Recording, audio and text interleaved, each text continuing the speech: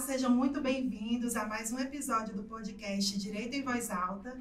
E hoje nós vamos nos aprofundar em um tema que está no centro do debate jurídico brasileiro, que é o direito constitucional patrimonialista e o imbróglio entre o Estado e o direito de propriedade. Então, hoje nós temos aqui convidados ilustres, como a excelentíssima doutora juíza de Direito da Comarca de Balsas, doutora Maria Marlene Miranda Aguiar, o advogado especialista na área agrária, doutor Jean Martins, e o filósofo contemporâneo brasileiro, o Edson Souza Teixeira.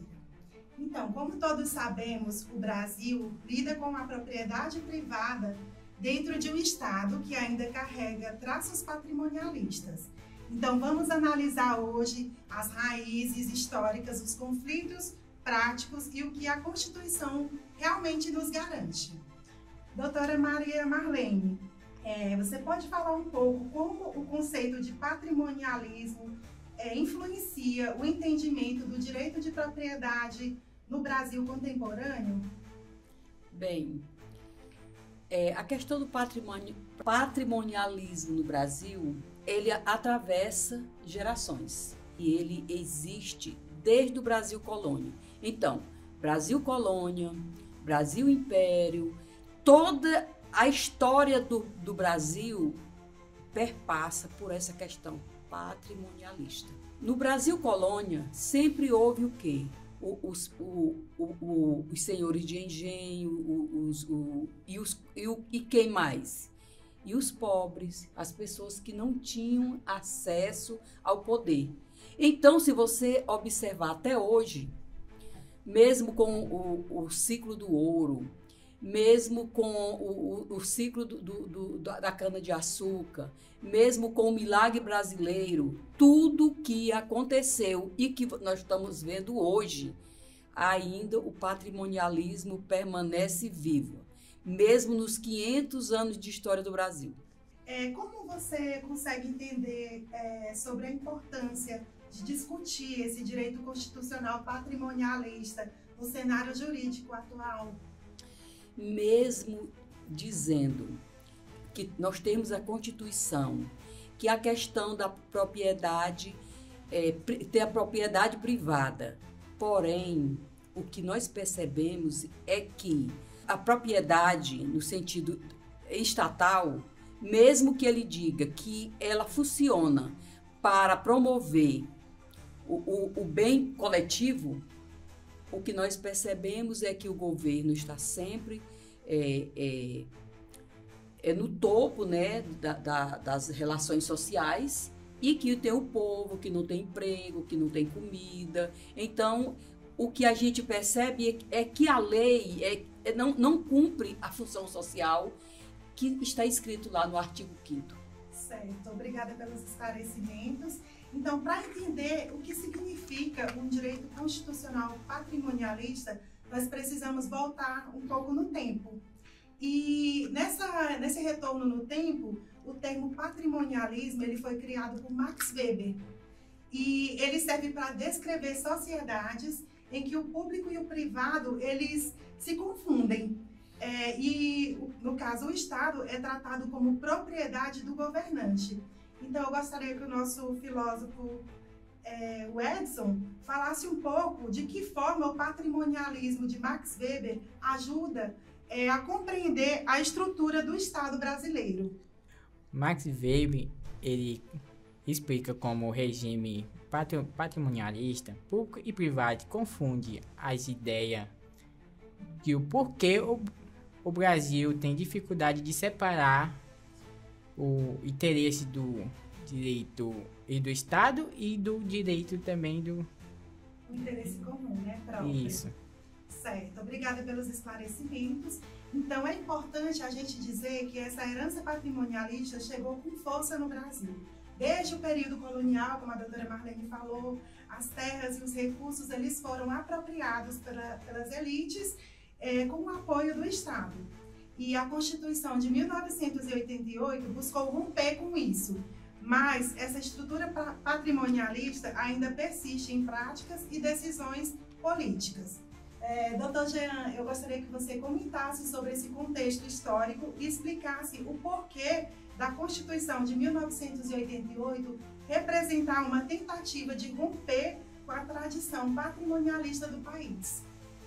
Então, a Constituição de 88 é um marco, né, na transição de um Estado patrimonialista, né, autoritário, para um Estado democrático de direito, né, onde o poder não é mais um monopólio de um pequeno grupo, né, ele passa a ser exercido de maneira mais transparente, né, controlada e em benefício de toda uma sociedade. Então, a Constituição, ela viu a necessidade de apagar esse estigma de como o Estado era visto, né, muito elitista, nepotista, com privilégios, né, que a gente sabe que existia, usavam a estrutura pública para um bem privado, né, para uma finalidade privada. Então, isso era muito ruim. Então, a Constituição teve a necessidade de equilibrar as coisas, né, dando mais transparência, né, dando mais importância a assuntos como direitos humanos, uma participação maior da população, então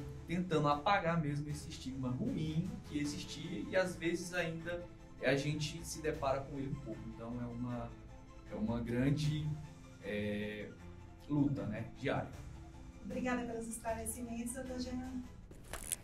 Dando continuidade a mais um episódio do nosso podcast Direito em Voz Alta, nós temos hoje 3 convidadas ilustres, doutora Ana Beatriz, doutora Stephanie, doutora Maria Eduarda, e hoje a gente vai dar continuidade sobre o direito da propriedade na Constituição, e lembrando que o artigo 5º da nossa Constituição Federal de 1988, ele assegura o direito da propriedade privada. Mas atenção, esse direito, ele não é absoluto. O próprio texto constitucional, ele diz que a propriedade ela deve cumprir um valor social. Então, doutora Ana Beatriz, só exemplificando, o imóvel rural, que não é produtivo, ele pode ser desapropriado para fins de reforma agrária. E conforme o artigo 184 da nossa Constituição. Ou seja, a propriedade ela existe, mas com limites. E especialmente quando confrontada com o interesse coletivo. Então, o que quer dizer que o direito da propriedade não é absoluto, né? Segundo a nossa Constituição de 1988. Você pode explicar isso para a gente melhor? Com certeza. Como você mesmo já falou, o direito de propriedade, ele não é absoluto. O que isso quer dizer? Ele não é nem condicional, nem limitado. O direito de propriedade é assegurado pelo artigo 5º do inciso 12.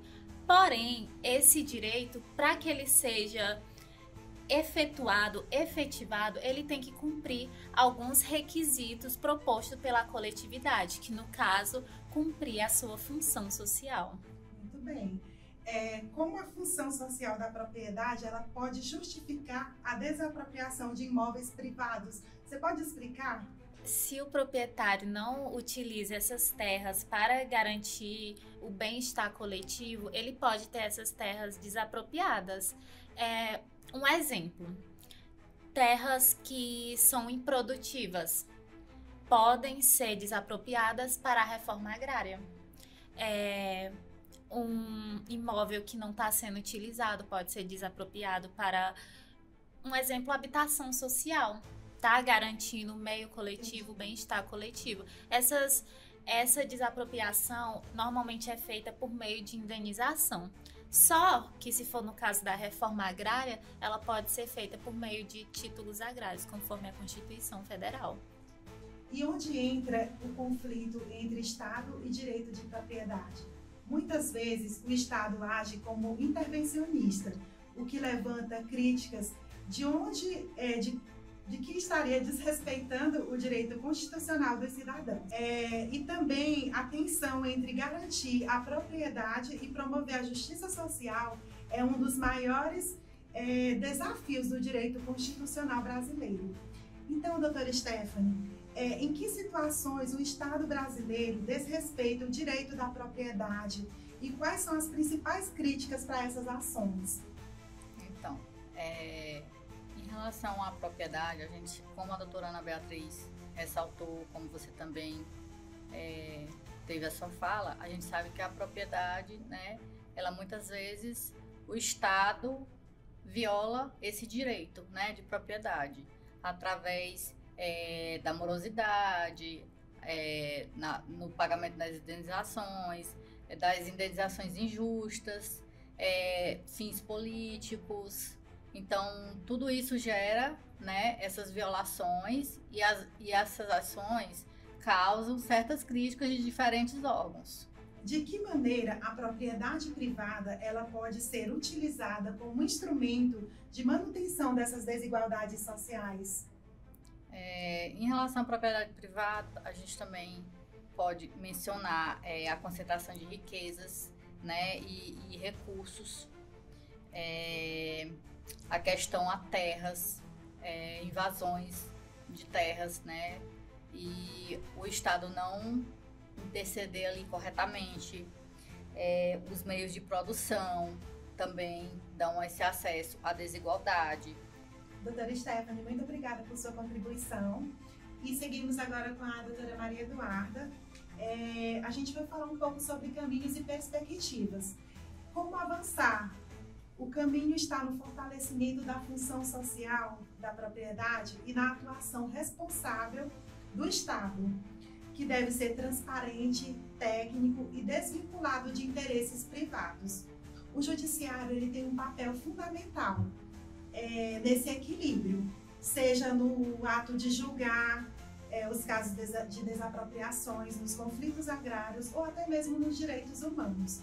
Então, quais medidas devem ser tomadas para que o Estado atue com responsabilidade e imparcialidade na proteção e limitação desse direito de propriedade? Bom, o Estado ele deve agir com transparência, justiça e o equilíbrio ao limitar uma propriedade, fortalecendo o judiciário e respeitando a função social.